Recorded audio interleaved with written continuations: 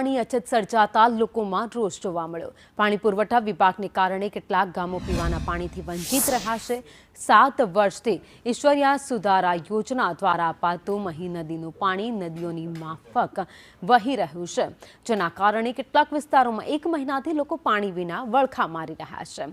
વર્ષથી ગ્રામ્ય વિસ્તારોના લોકોનું કોઈ જ સાંભળતું નથી, ત્યારે તાત્કાલિક આ 5 ગામોને પાણી શરૂ કરવામાં આવે તેવી લોકો માંગ કરી રહ્યા છે।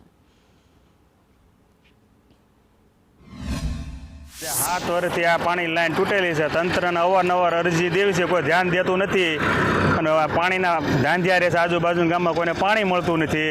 આ લોકોને જઈ રિક્વેસ્ટ કરવી તો કે આવશું એમ કરે છે।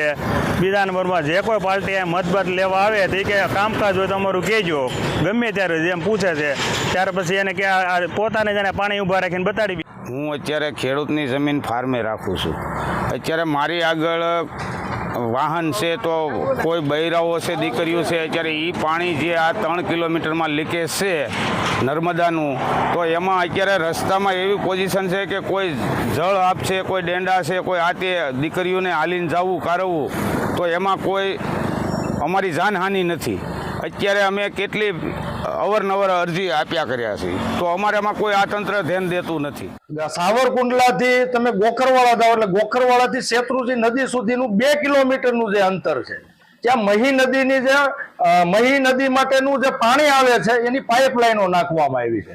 હવે પાઇપલાઇનો છેલ્લા 7 વર્ષથી તૂટી ગયેલી હાલતમાં છે અને નદીની માફક બેફામ રીતે પાણી છે વેડફાઈ રહ્યું છે અને જે પાણીના વેડફાટના લીધે આશરે 100 વીઘા જેટલી ખેતીલાયક જમીન છે એમાં ખેડૂતો વાવેતર નથી કરી શકતા અને 5 થી 7 ગામ છે એના ગામજનોને પીવા માટેનું જે પાણી મહીનું જે પૂરું પાડવામાં આવે છે એ પાણી પણ મળતું